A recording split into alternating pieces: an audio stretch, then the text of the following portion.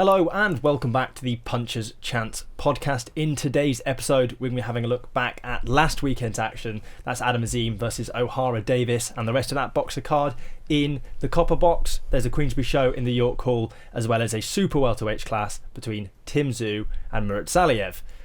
Straight into the action, the Copper Box. Adam Azim versus Ohara Davies. Adam Azim obviously winning that one over the space of, I think it was 8 rounds. What do we make of the fight?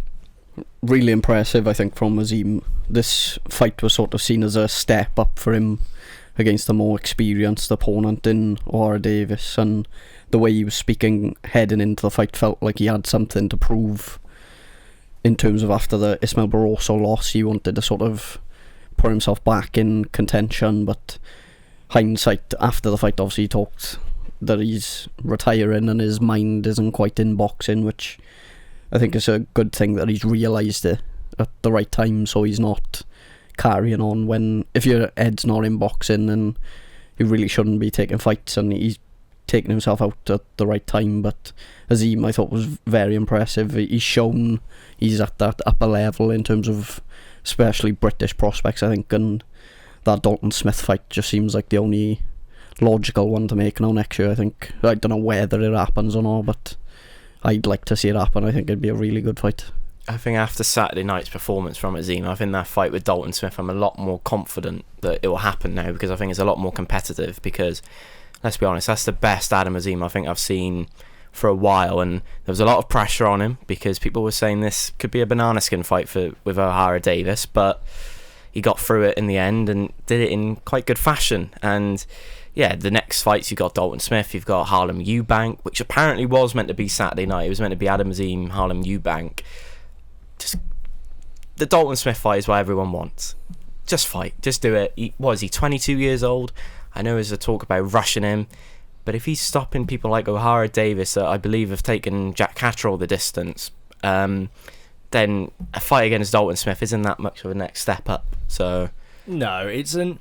We kind of had it branded as like people, like both of them were kind of fighting for their careers, but in different ways. Ohara Davies was kind of, this was the fight that tells him whether or not it's time to hang up the gloves or roll the dice again. And for Azim, it was very much a fight for kind of, well, this is proof that I'm who I say I am. I'm as good as I say I am, and I'll be what I say I'll be. Which I think, like you say, 8th round finish, dropped him in the 5th, I think it was, with a body shot. Just a really great performance all round. Dominant, without necessarily just kind of blowing him out of there. It was still a competitive fight, but yeah, dominant, confident, everything you'd expect.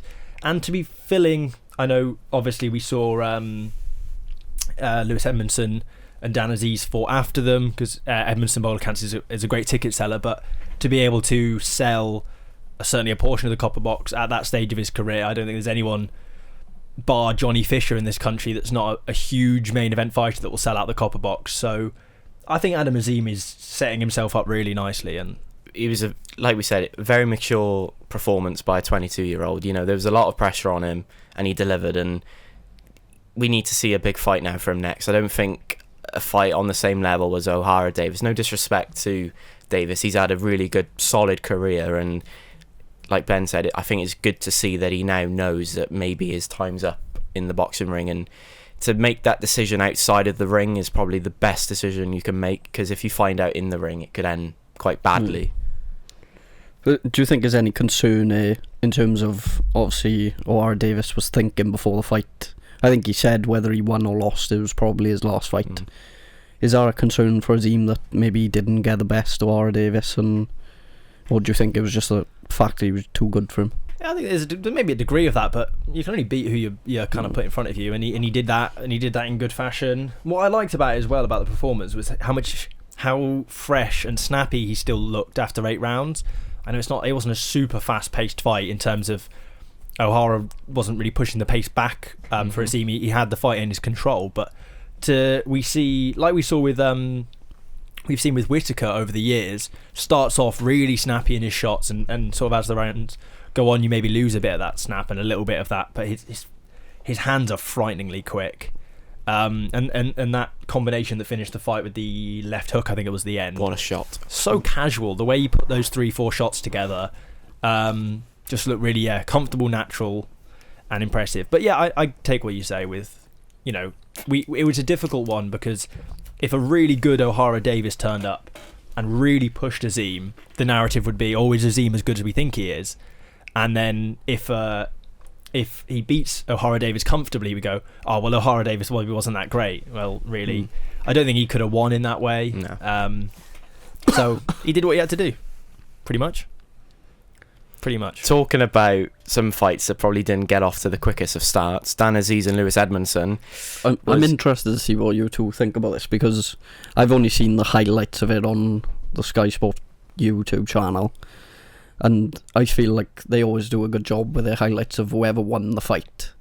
The highlights make them look as if they won the fight. I thought Edmondson looked decent in the fight. Azeez had a lot of good moments as well, but it seemed like a lot of close rounds, really close. Early on, there was a lot of, for me, I think I had 2 10-10s in it. Yeah, rounds 1 to 4. Yeah, I think was even. You could have give either way on either way. Like there was such little action.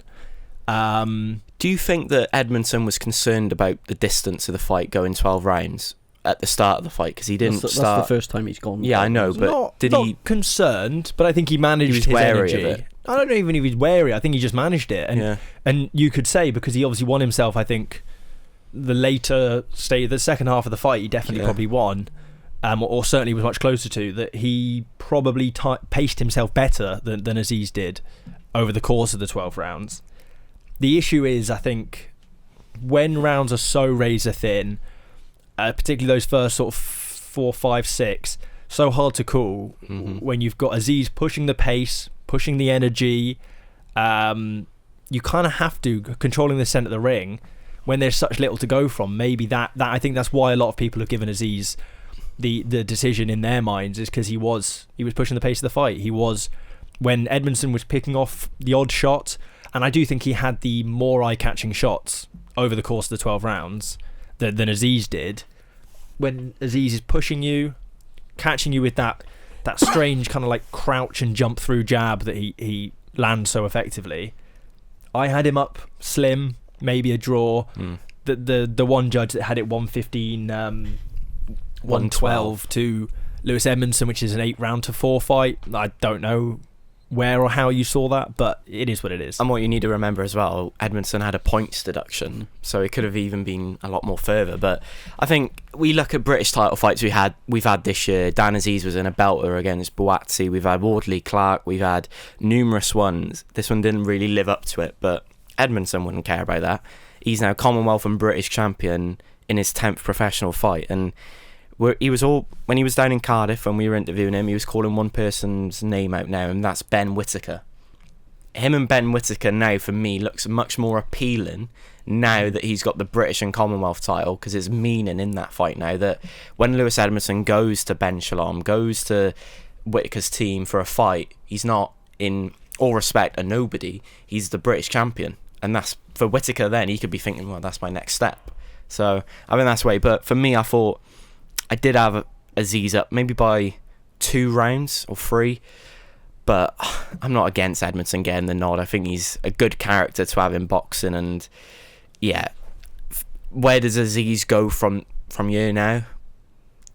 It's a struggle. I can't lie. I don't really see. It's 3 fights without a win in it, really. But it's so difficult, because you're talking Joshua Buatsi, who's now in line for a world title shot, is the WBC, I think it is.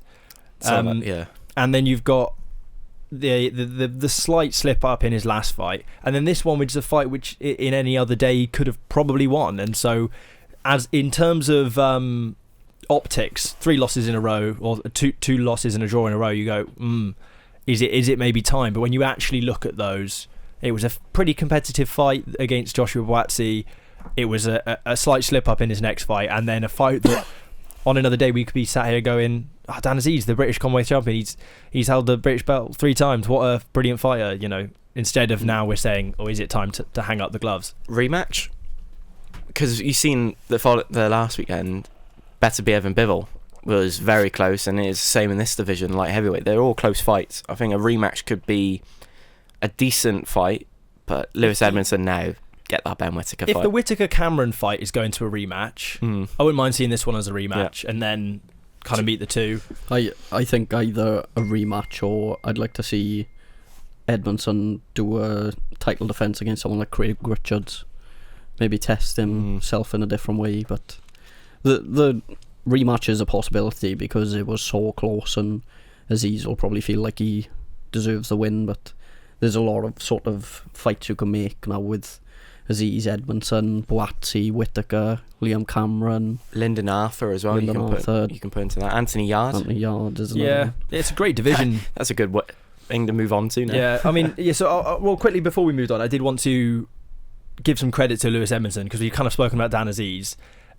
There was parts of his fight and game that we saw that were impressive. That he's constantly switching the stance, fighting on the outside, picking off those 1-2s. He found the uppercut a lot when Dan Azeez was. I thought it was a good performance from him, albeit maybe the decision was close or possibly gone the other way. I think to sort of say, oh well, Dan Azeez was unlucky, probably sells Edmondson a little bit short because he was still quite an impressive performance. Yeah, definitely. But one performance I thought on Saturday night that wasn't so impressive was Anthony Yarde's return. Obviously looked a bit like he had a bit of ring rust, but he managed to get through against the Latvian guy, I forgot his name, Vilkans, I think it is. Yeah. Fair play to him, he came to fight, and I'm not being funny, after that first round where, 5 seconds he was on the canvas, I thought, oh, here we go, quick night for Anthony Yarde now. Joshua Boatsy's ringside, get on the microphone and call him out. For me, it was a bit of a struggle because I think after midway through, I think I had Vilkans up by 1 or 2, but it's a good fight, I think, for Yarde to come back to. I think you look at now the names that he's been in with. He's been in with Kovalev in Russia, Beterbiev. He pushed both of them quite hard as well. Hurt Beterbiev in his fight, actually. And you look now at where Anthony Yarde's career is going. He's with Boxxer now. Him and Boatsy could be the fight to make. I think that's the only fight for him now to make. But he just looked like he's been out the ring for a while, and normally when you've been out for the ring for a while, you have ring rust and you have a tune-up fight, and that was that fight on Saturday night. But normally when you have a late call-up as well, they don't normally show up to fight, but this guy showed up to put on a decent display and earned his money. And yeah, I think Anthony Yarde could count himself lucky. I think if that knockdown didn't happen, it could have been a completely different story on my scorecard personally, because I think then it would have been maybe him by 1 round, Yarde now, or even a draw, because I thought that's how close it was. But then obviously I think on the official scorecard it was 98-92, is it? I don't know what, but it was the referee scorecard, so yeah. I think it's difficult. I don't know. The guy has fought at a good level before. He's held international, WBC international, I think it was, WBO European fight he lost, IBA international I think he's won as well. He's is he a light heavyweight or has he moved up for this fight though? He is a light heavyweight. He was the Latvian light heavyweight champion. Was he not nonetheless. super middleweight? I think it might have been super middleweight, but he's fought at light heavyweight certainly throughout his career. So it's a really hard one to say, and I think Anthony Yarde's style is because he's so powerful and he lands big shots. When someone's durable, when someone can take a good shot, they tend to look less impressive. Yeah. But against someone else who maybe doesn't take that shot quite so well and doesn't ride it quite so well, he then has a dominant, rest of the fight. Whereas this guy was able to take a big shot early and kind of recover. Well, he was taking those shots early, but you can tell they were hurting him with the facial expressions from him. But I think it was just the case of that. He obviously landed that first big right hand, dropped him. I think he even said to himself he chased the sort of finish then when maybe he got dragged into a bit of a dog fight where he didn't need to after knocking him down. But in terms of going forward, I think either the Joshua Boatsy or a Lyndon Arthur rematch would be one of the two I'd look to go for. Yeah, both great fights, both really interesting fights, and it's a strong, exciting division we have in this country there, so there's so many great fights to make. Another great fight, or a fight that certainly looked like the best on paper possibly, was Michael McKinson, Tulani Mbenge. McKinson lost that one on a unanimous decision by 4 rounds. Not really the night he was looking for. I haven't caught up on this one, so I'm not going to pretend I know too much about it, but I did see his tweet saying he felt slow, he felt off, it just wasn't the performance for him. I don't know what you boys made of it. it was a real off night for him, I think. And I think the first 1 or 2 rounds he started quite well. Yeah. He landed a couple of big punches, sort of put the pressure on, but Mbenge really stuck in there with him, was trading back with him, and it just sort of, you could just see slowly round by round it was just sort of switching, the sort of momentum was switching to Mbenge. He seemed like quite an awkward fighter for me. Like his jabs were sort of like looping jabs he kept catching him with, and Wide stance as well. yeah, he was just very awkward and difficult to deal with, I think, and he just didn't stop. I think the constant pressure is probably where he struggled with, and when you're not feeling at your best and probably not at 100% when you've got a fighter like that in front of you, it's hard. If you can't keep him off it, you're going to end up losing rounds over the course of a fight because you're just taking too many shots. Well, like we said last week as well, we said that Mbenge, every time he's gone out of South Africa, he's lost. But those were all on split decisions, so he actually had something about him. And I think for me, McKinson just opted to stand and trade rather than using his boxing skills at times in that fight, and maybe that was the wrong approach to it. But I was quite surprised how comfortable Mbenge took it, because like Ben said, I thought McKinson started good, and I thought, yeah, this is going to be the story of the fight now. McKinson's going to be on the jab, just working around. It was nearly all over in that first round with that left hook that he hit him with that put the South African on the back foot. But listen, it was an off night. Everyone's allowed an off night, but is that now back-to-back defeats for McKinson? Because that Virgil Ortiz fight was like a stoppage, but he dared to be great in that. And then on Saturday night, Mbenge points decision win. But I think when you look at the card, this was probably the more competitive fight. But if you asked me last week what the most competitive fight was going to be, it would have been Edmondson and Azeez. But this one lived up to, went past that and went to number one. But I think McKinson now potentially should have maybe taken a tune-up fight like we've seen with Anthony Yarde, instead of going straight back into it. But I don't think he's lost anything from this fight for fighting for a world title, because that's everyone's dreams when you go into boxing, is to get a world title. So he can easily come back from this and learn a lot. Potential rematch down the line as well now. How many times have we seen, we've got Shinga, massive upset over in Mexico this year he had. Could he, is this the same now with Mbenge? Does he now go, well, I'm A-side, you'll come into South Africa if you want this belt again? I don't think there's a rematch there, because it was very one-sided after maybe 6 rounds, 4 rounds maybe in between those. But yeah, McKinson just looked off it, and there was a lot of talk on Saturday night from Ben about the pressure of being on Sky Sports, opening up the card. There's a lot of people watching.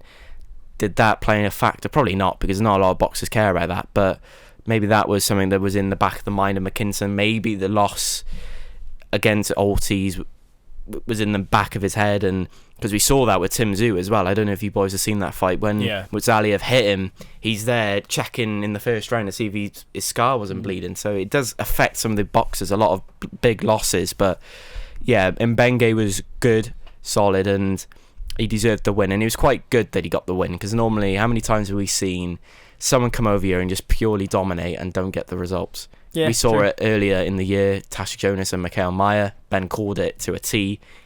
If you asked him to do that again, he probably couldn't do it again, because it was that out of the world. But yeah, it was just an off night for McKinson, and fair play to Mbenge. Are we maybe selling Mbenge a bit short though? I was just having a quick look. I thought he was really impressive. He's a Commonwealth bronze medalist going into this one. He's held the IBO World welterweight title before.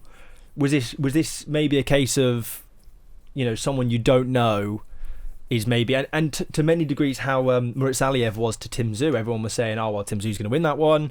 We know who Tszyu is. We don't know who Murtazaliev is necessarily. But actually, once you see them fight that big fighter, you go, oh wow, this guy is the real deal. And it might just be a case of you don't know him, rather than that they're not all that great necessarily. It's a chance for Mbenge to go and make some money now, I think. Yeah. I think obviously you could have a unification fight if you wanted to go to America against someone like Crawford or Yarde Ennis. In terms of British fighters, Lewis Crocker. If I was Lewis Crocker, I'd be trying to get that fight, get a world title under your belt. Yeah, why not? Is he Matchroom fighter? Lewis Crocker. Yeah, he's the Irish guy, ain't he? Yeah. I'm trying to. Yeah, Lewis Crocker. Yeah, Matchroom. That could be a hell of a fight. It would be a good fight. Over in Ireland, imagine that. The SSE Arena in Dublin or something like that. Chance for him to have a... Because But he's A-side he's now in all knocking these on fights. the door of... Yeah, but if Mbenge's getting paid good money, I don't think he's going to mind, is he? True. Yeah. Elsewhere on the card, Fran Hennessey won the WBA International. We didn't even give that fight the credit in terms of the title because Boxrec Irritating doesn't have the WBA on there anymore. And it wasn't particularly well advertised that belt was on the line. But I thought it was not necessarily a perfect performance, but certainly the perfect fight for Fran in terms of her career. Another difficult test, a more difficult test than last time that she came through. And yeah, she does look more and more. I think she just turned 20 the day after that fight. Mental. She looks the real deal, doesn't she? Really. At 20 and you're getting your first ranking title. Fair play to her. It was a bit fiery in the weigh-in, weren't it? But both going back and forth, and that's good to see. I think for Fran that she's got someone opposite her that's coming to fight, coming to win, because she'll learn a lot more from those fights. And what was the score? Was it 58-56? It was 8 rounder, so it was 76-74. I think. Okay, it was. so It was 2 rounds. tight. It was very tight, but it was a good dominant performance, and I was quite shocked that they didn't fit her into the main show on Sky Sports. She's one of the main attractions to Boxer, really. She's one of the best female boxers they've got, and she's on the YouTube channel, maybe because of how long the fights were that they had on the main card, because I think it was only a 4-fight main card on. Plus, but you do have you've got a world title, you've got Adam Azim, your main event, you've got Lewis Edmondson, Dan Azeez obviously on afterwards, and then Anthony Yarde is undoubtedly a bigger name. So then you kind of think, oh, okay, well, you've got Jamie TKV and Fran Hennessey fighting on the undercard there. But does it really matter? It's viewable. You still watch it on YouTube. It doesn't make a huge amount of difference. I was just shocked when she went on the main thing. It was a really good learning fight for her, though. Absolutely, her opponent was like, she didn't give her no breathing room, no space, was constantly on her toes. I think it's exactly what she needed at this time in her career. Obviously, I think next year will be a massive year for her. She's talked about ambitions of being the youngest world champion, so fights like are gold dust for fighters as they come in through. Like, we talk a lot, I think you said it more than most, is sometimes you see these younger fighters, they come in through so many tune-up fights and then they get caught in a fight like that and it all sort of crumbles.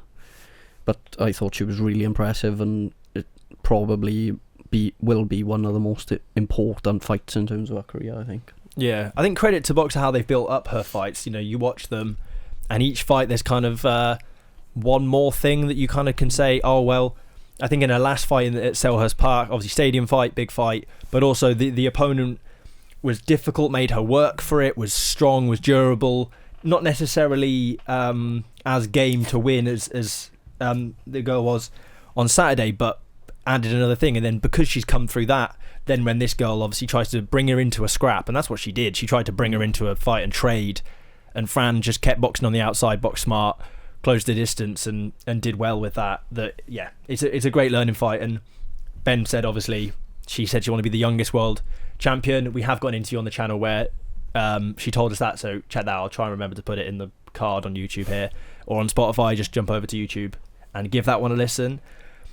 And then elsewhere on the card, Jamie TKV, Franklin Ignatius, heavyweight clash. We said this one is Jamie TKV needs to prove himself before he moves on to possibly that next level, and I think he probably did prove himself here today or on Saturday with a 6th round knockout, dominant performance. Well, everyone said this fight's got rounds in it, and yeah, just what a shot. And I don't think his opponent Ignatius he didn't look game at all, didn't he? No, he didn't look like he wanted to be there, in my opinion. But yeah, fair play to TKV, got the job done, and that's what you have to do in that sort of scenarios. And I think that was an English title eliminator, wasn't it?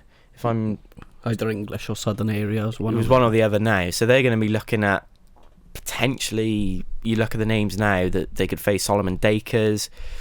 Could be a step down now for Fraser Clark when he returns. Johnny Fisher, you could maybe put him in there, but it was a good performance by him, and that heavyweight division here in Britain now is looking really, really solid, and he's just another name that you can add to that list of potential barnstormers, because there's so many good fights he can have now, and they can all have meaning.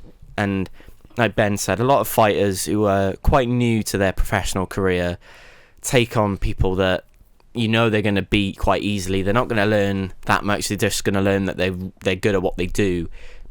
He needs now to step up, and if it's the Welsh title, I was going to say then English title, then let it be, because I think he's ready for it. And at the end of the day, if you don't roll the dice, you're not going to go anywhere in this sport, like we've seen recently with Riyadh season. So I think TKV is moving up in the ranks now, and I think he showed on Saturday night that he's a name that people should start looking out for. And if you're gonna, he can start calling out people as well, like the Fishers, the Dakers, even Adelaide. I think that's a really good fight. Him and David Adelaide would be quality. I don't know if he'll quite reach. I think from looking at him, I think English title level is about his ceiling, I'd say. Okay.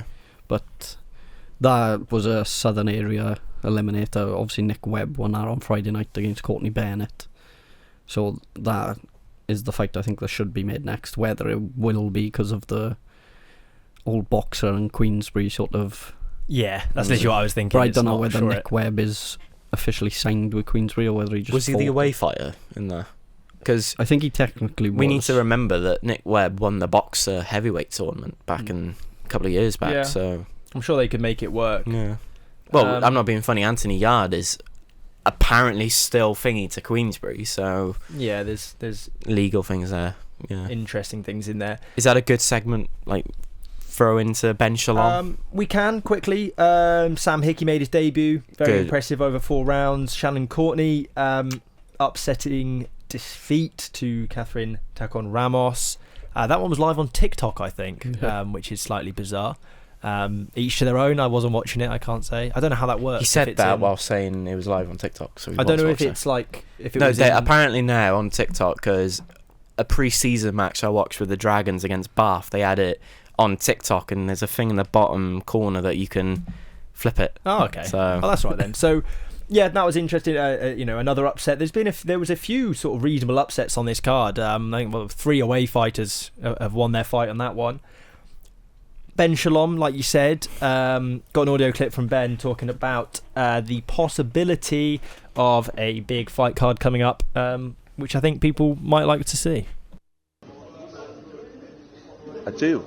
I think you could look at the 5v5 that could be made. You could have Eubank Ben on there. You could have Dalton Smith against Adam Azim. You could have Fisher against Clark. You could have Oppenheimer against Bill and Smith. You could have Dubois against Terry Harper. The list goes on and on. You could have Vidal against Sheb Clark. There's a huge amount of fights that could be made. If we could do it as a Matchroom Boxxer card, I'm ready to go. I'm ready to go, and I'm ready to go for that next year. But we do treat our fighters as individuals, and it has to happen for me at the right time. And for me, next year will be the right time for Adam Azim. So there's 2 little things to talk about there. First of all, we'll talk about that 5v5. Harry obviously shocked in the halfway when he said Dubois. I know. I think it's the lack of sleep I've got there. Caroline Dubois, of course, versus Terry Harper. I know she's jumped around a lot of weight categories. I don't think she's moving up to the male heavyweight division anytime soon. So what do we make of those 5v5 clashes he mentioned? If we were to do a Boxxer versus Matchroom, or Matchroom versus Boxxer 5v5, is that something you want to see maybe? Oh yeah, definitely. I really enjoyed the last one, and I think getting Boxxer and other promotions involved would be really good. I'd like to see all the different promotions go against each other at some point. And I suppose you could have Eddie Hearn versus Ben Shalom on the main event as well, just stick them 2 at it. I want him and Frank Warren. Can you imagine that? Pay-per-view buys. Yeah, so of those ones he mentioned, Adam Azim, Dalton Smith. Great fight. We've talked about already. Brilliant fight. Definitely want to see it. Caroline Dubois, Terry Harper. Great fight. Mm-hmm. I think, that's one that people want to see. Fraser Clark, Johnny Fisher. What do you think of that one, Harry, as our resident Johnny Fisher fan? It's a bad decision by Boxxer, I think. Listen, that's a great heavyweight fight, and that Harper-Dubois fight as well is quality, because both women look really, really good in their last fights. We saw Dubois up in Barnsley, and she looked on it, and he talked about it then. They're doing it at the right time now in their careers. I think Azim now has got to that stage where he's on the verge of a world title. It's now about just rolling the dice against some fighters to get that next step to a world title. And if that's against Dalton Smith, then hell of a fight. But at the moment in my head, I've got 3-0 Matchroom from those fights. I can't lie. I think Fisher... Yeah. Well, I'm just being a bit biased there though with Fisher, I think, but I think it's good to see that Ben Shalom's now willing to say it publicly now. Normally he would be quite hush-hush about it, but now he's saying it out there for the media to talk about. It's looking like a possibility, because potentially another rematch between Matchroom and Queensbury probably only suits Eddie Hearn, because he probably wants to get one over Frank Warren. But yeah, imagine that fight week with Eddie Hearn and Ben Shalom going back and forth. I remember when Anthony Joshua and Joseph Parker fought, they did a gloves are off, but it was a promoter's gloves are off. Imagine them two doing one. Oh, pure box office. There's probably some fights you could look at that they haven't even mentioned it either, like Lauren Price, Michaela Meyer. Yeah, great fight. Karis Hartinsall and Sky Nicholson in terms of some female fights. Vidal Riley, Chef Clark, I think is one he mentioned. I like that. That's a great fight. I mean, I know two of his favourite fighters as well. Good mates, but you know, it's a great fight to make nonetheless, and a fight that makes sense in terms of the landscape of the division as well. So, well, you talk about good mates. Go back to Saturday night quickly. Adam Azim and Ohara Davies Sunday afternoon were having a Nando's together. So it just shows how close they were. And it's a boxing game. It's the business that you have to get in the ring sometimes with people that you actually get on with. But do you think that could be the February card that they're talking about? Well, so obviously Boxxer have signed an official agreement with Riyadh season. Yeah, I don't know. It's a weird thing though, ain't it? Because they announced on Friday that Boxxer and Riyadh season have come together, or even Thursday. And then the following day, Turk Al-Sheikh reveals a video of Eddie Hearn saying the biggest fight card we've got, February 22nd. So could be, if you're drawing lines all parallel. Yeah, it's interesting. I think as well, what we're probably going to see this year, which I think actually will be beneficial, and I've seen a few people talking about this, is the idea of, obviously last year we saw Riyadh season seemed to be 12 months long. Mm-hmm. And by all accounts there's been a bit of kind of blowback on that. They want it to very much be within Riyadh season, which I think is October to February. Yeah. So if that is the case, or October to March or something like that, so if that is the case, then this was probably the last Riyadh season card we see until October. So it's going to have to be a big one. Is Matchroom versus Boxxer, in terms of the landscape of world boxing, that big card? Maybe not, but it's still a great thing to see. But I don't know if it will be in February. If you check Crawford as the main event, then yeah, I think everyone will be watching that. I think that's the only way they can do it for the world, for the whole world to be watching. But like he said, then you could have Opataya, Billama Smith. That's one part of the world sorted. And then you've got Fraser Clark, Fisher, great fight. Azim and Dalton Smith, another great fight that will get eyeballs on it. So I think they need to work it around, like they had June 1st. They were meant to have the 5v5, then Better BF Bivol. I think the main event is going to be away from it. So that's how they could potentially go around that viewing figures. I think, though, if Eddie's saying it's his best card yet, I would be inclined to say it's probably going to have Boots Ennis on it. It's probably going to have Shakur Stevenson, the people like that Eddie tends to sell as his kind of, these are the big names, these are the future of boxing, something like that, rather than it being some of the names. The Joshua Dubois rematch? I don't think that's... I've seen talk about that possibly not happening, but there's just so much, it's Twitter. Speculation, rubbish online. I don't try and buy into it too much, but we'll see. Before we wrap up, before we kind of touch on everything, we had Sam Gilley, Jack McGann. Was a good fight on the weekend. Obviously, a change of opponent. Good performance from Sam Gilley. Yeah, I thought he looked really good. Was it 4th round stoppage? Yeah, it was a lot easier for him than I thought. It's weird to think, because I'm pretty sure that Jack McGann obviously fought Louis Green out in Saudi Arabia, and I think he was going into that fight as a favourite, and obviously got beat out there, and I was beaten again. That Sam Gilley Louis Green fight is the one I really want to see. 2.0. They're both very confident. Yeah, obviously they've fought before, but a rematch between them two, I think I'd really like to watch her. A rematch that they had on a Boxxer card as well. Imagine Frank Warren and Ben Shalom. That would be quite funny. But yeah, Sam Gilley looked good. You said in the week about Gilley at the weight. He looked like he struggled a bit. He looked a bit drained. Because I think we've seen him once I've seen him up in top tier, and compared to what he looked like weighing in, but obviously I suppose all fighters look a bit drained at some point. Yeah, it's not unheard of.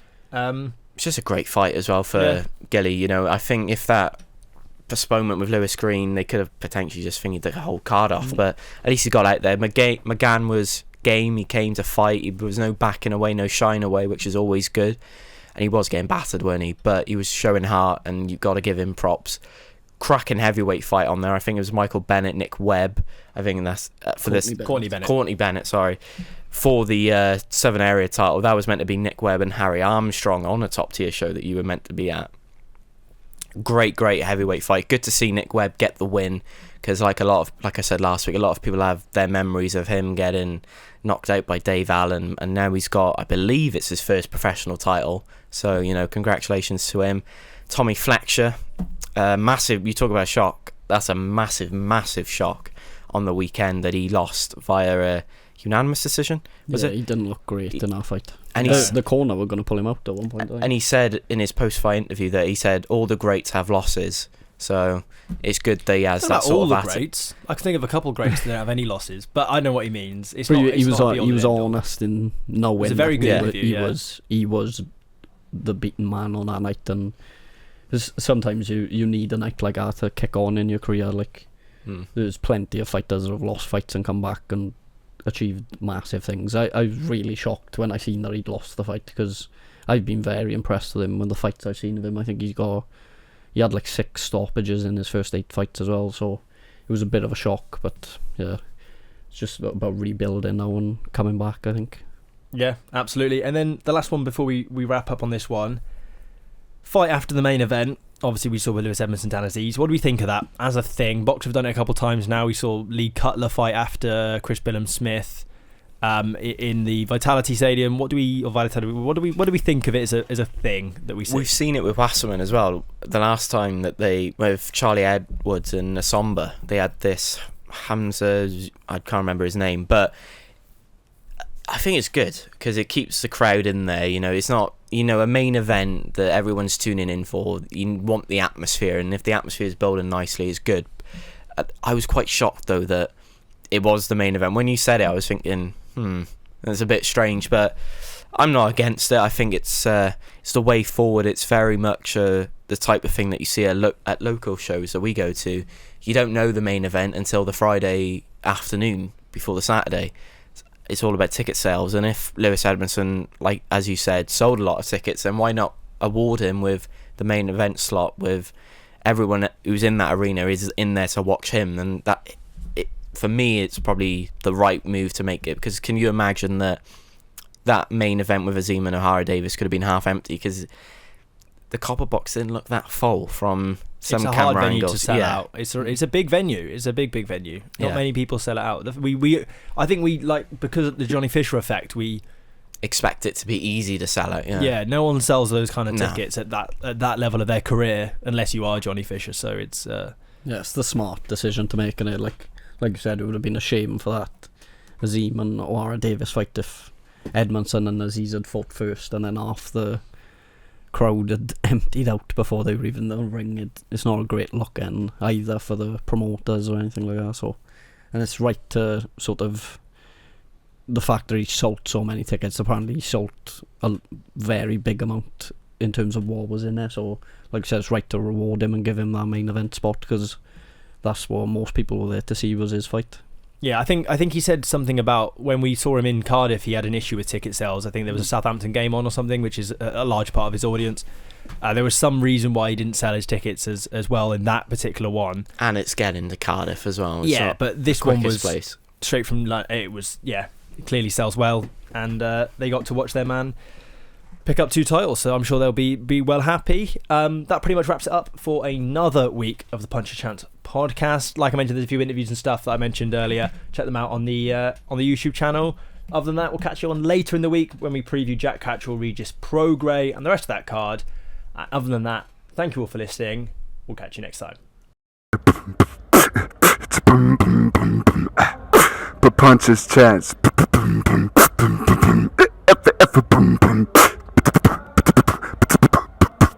Punch's Chance podcast.